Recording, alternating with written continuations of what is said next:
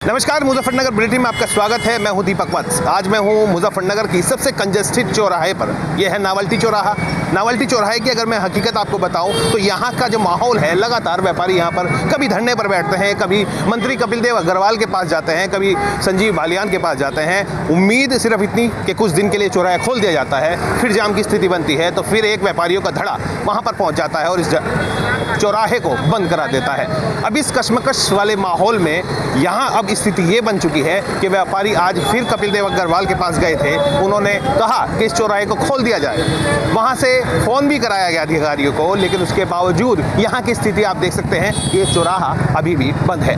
इसको बंद करने का सिर्फ मात्र एक ये बताया जा रहा है, वजह भी ये बताई जा रही है कि जो यहाँ से चौराहे से जो शिव चौक की तरफ जाने वाले जो वाहन हैं और शिव चौक से जो अस्पताल की तरफ और नावल्टी के जो चौराहे आसपास कौनसाई रोड से कट लगते हैं, उनको जो अगर पहुंचाने वाली कंडीशन अगर हम देखें, वाहन अगर वहां से गुजरते हैं तो वो वाहन आराम से आ जा सके, बीच में किसी तरह का गतिरोध ना उत्पन्न हो।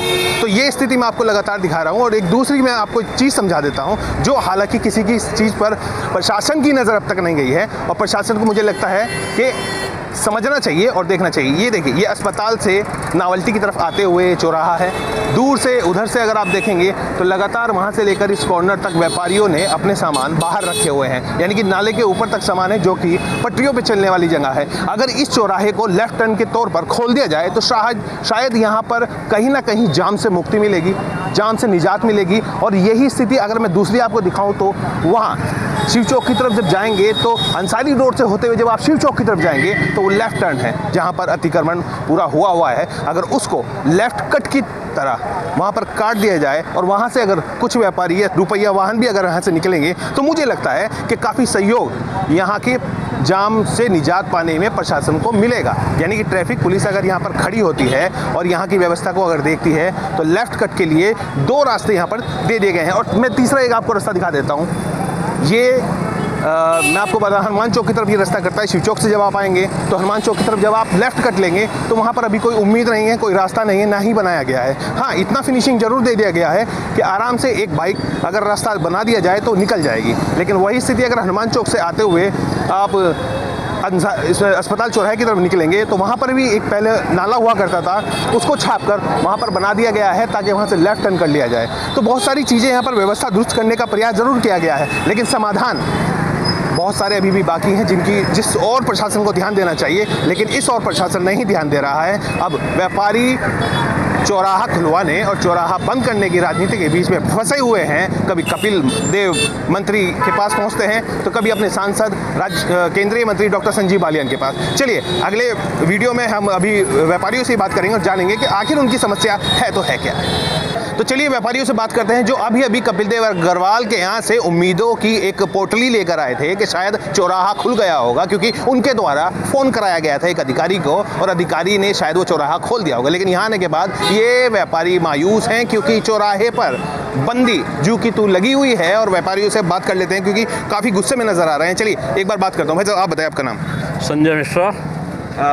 मंत्री कपिल देव अग्रवाल के आवास पर आप गए तो उम्मीद लेकर आए थे कि शायद खुल गया होगा चौराहा, तो क्या देखा आपने यहाँ पे? बस चौराहा खुला नहीं। अब भी उनका फ़ोन आया था कि 5 मिनट में खुल जाएगा, लेकिन आज चौराहा खुल के रहेगा, चाहे किसी कीमत पर खुलो। व्यापारी अपना धरना प्रदर्शन चालू रखेगा, क्योंकि सारे व्यापारी आसपास के 450 व्यापारी परेशान हैं इससे।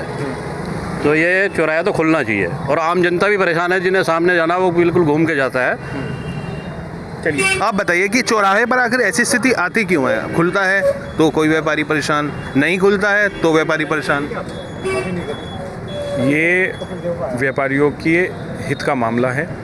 जैसे कि हमारे अध्यक्ष जी ने बताया कि 450 लोग इस मुद्दे से परेशान हो चुके थे कि ये बैरिकेड क्यों लगाए गए हैं, और उन्होंने साइन करके यहाँ पर दिए हैं।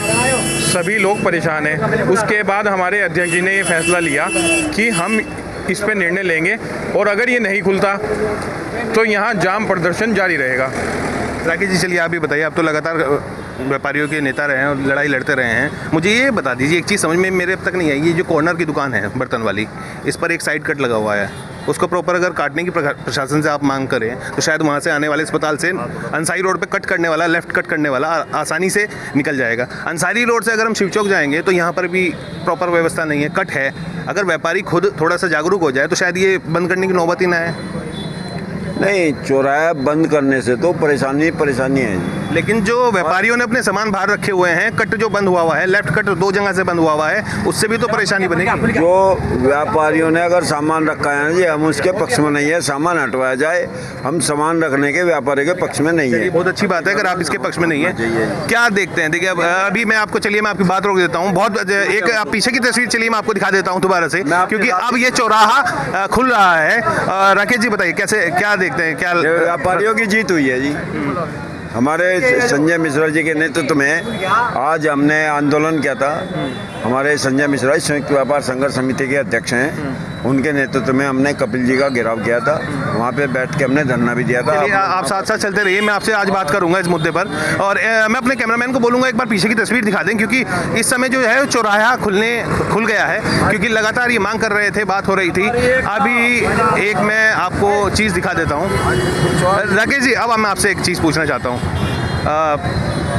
ये एक तस्वीर आप देख रहे होंगे, ये हम मांग रखेंगे इसकी। आज देखिए, मांग के तो आप ही के हाथ का काम है, किससे मांग करोगे? हाँ, मांग नहीं, ये सही है, इसे हम मांग रखेंगे। इसमें कोई समस्या नहीं है। चौराहा खुलने बाद में सही बात है, अगर ये कट हो जाए तो एक रास्ता और ज़्यादा खुल जाएगा इसमें। इसकी हम मांग रखेंगे आज इस समस्या को। आप क्या देख पा रहे हैं यहाँ पे, मुझे बता दीजिए थोड़ा सा। नहीं, मैं तो ये देख पा रहा हूँ कि ये चौराहा खुलना बहुत अनिवार्य था।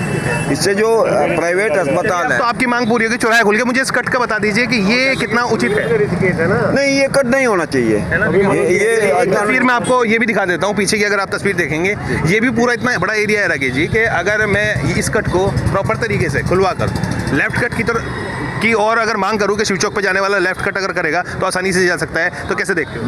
बिल्कुल आप जो कहा, मैं आपसे सहमत हूँ। बिल्कुल मैं सही चाहता हूँ कि ऐसे ही होना चाहिए। आप बताएं भाई साहब। हमें ट्रैफिक में, देखिए, ये हमारा शहर बहुत कंजस्टेड है। और कंजेस्टेड तो होना ही है जब आप अपने सामान को सड़क पे ला कैसे। मेरी पूरी बात होना, बताएं। ये दिल्ली या मेरठ नहीं है। यहाँ बैरिकेडिंग लगाकर अव्यवस्था हो चुकी है। हर चौराहे पे ये अव्यवस्था है। 1.5 महीने से हम लोग प्रयास करते हैं कि यहाँ कट दे दें, यहाँ कट दे दें, ताकि सहूलियत बन जाए। हम किसी विरोध में नहीं हैं, हम जनता के सहूलियत के लिए हम लोग जो है, हमारा संगठन आगे रहता है। इसमें कोई शक नहीं कि इस चौराहे पे चारों तरफ से, क्योंकि कोई भी जुलूस, कोई भी अस्पताल जाने वाला है, उसको बड़ी दिक्कत होती है। जो 2 मिनट का कार्य है वो 10 मिनट में पूरा होता है। अतिक्रमण जो व्यापारियों ने कर रखा है उसको हटाने के पक्ष में है या जुगातू बनाए रखने के पक्ष में है? अतिक्रमण किस व्यापारी ने कर रखा है, ये उसको हटाने का